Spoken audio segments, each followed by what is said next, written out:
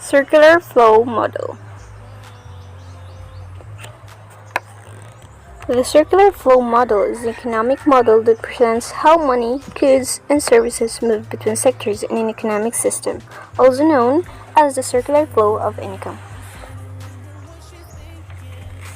Understanding the circular flow model.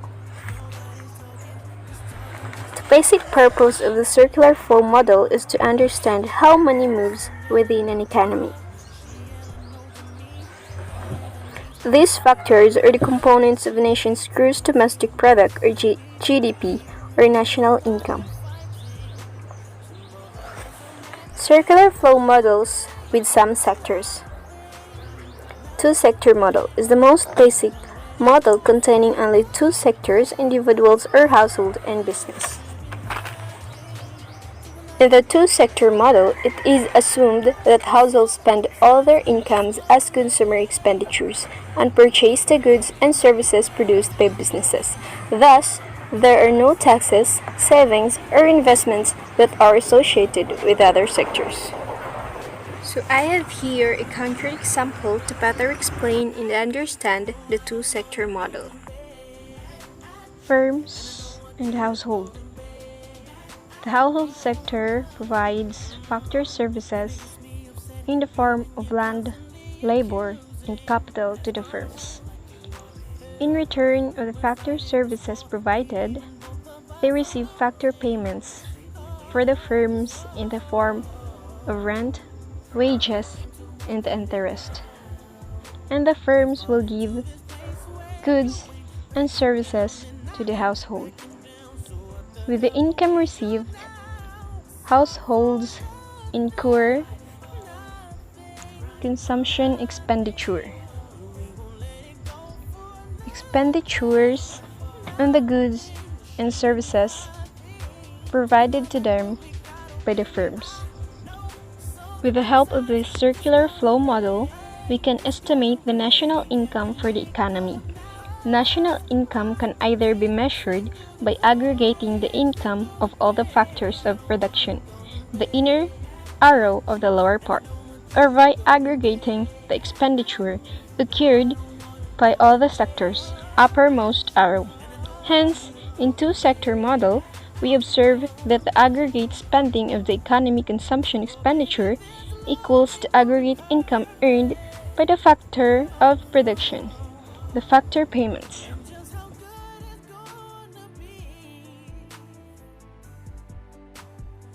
And I also have here an additional information about the circular flow model. Three-sector model. In the three-sector model, the government is added to the two-sector model.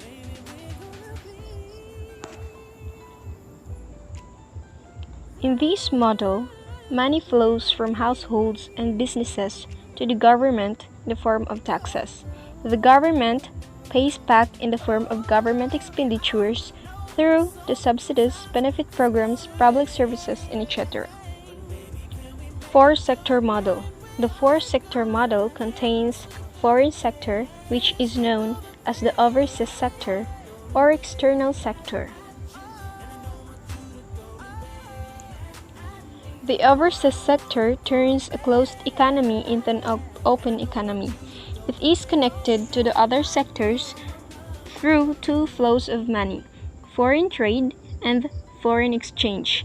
Like the other sectors, each flow of money is paid with a flow of a factor of production or goods and services. Five-sector model.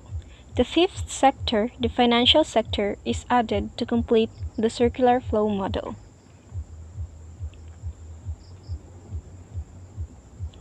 In this model, savings and investments are assumed in the five-sector model, which flow from other sectors with the residual cash into the financial institutions, then out to the sectors that need money. As long as lending or injection is equal to borrowing or leakage, the circular flow reaches an equilibrium and can continue forever. Five-sector model. It includes banks and other institutions that provide borrowing, lending services to the other sectors.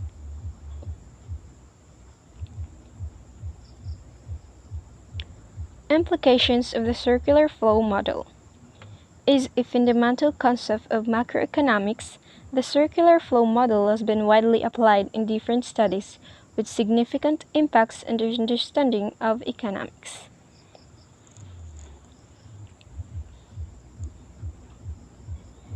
To show the significance of the model, here are some examples.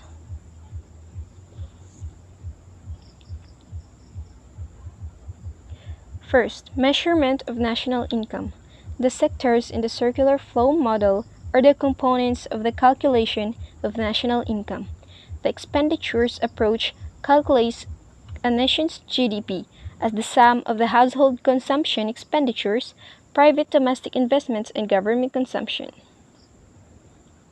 2. Knowledge of interdependence. The circular flow model underpins the knowledge of interdependence between sectors in an economic system. The activities and money flows cannot take place without interaction with other sectors.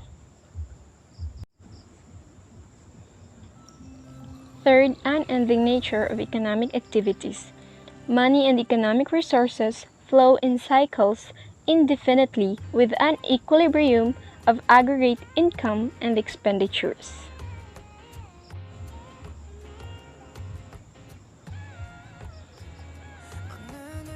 4. Injections and leakages. The circular flow of an economy is balanced when the total injections equal the leakage. If injections overweight leakages, the country's national income will grow.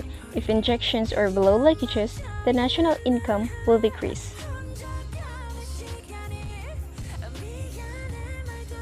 In short, an economy is an endless circular flow of money.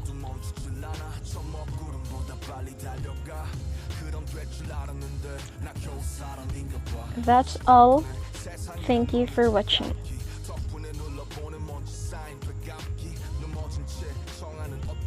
My name is Junita Horalbar Azarkan, PSPA HRDM 1C.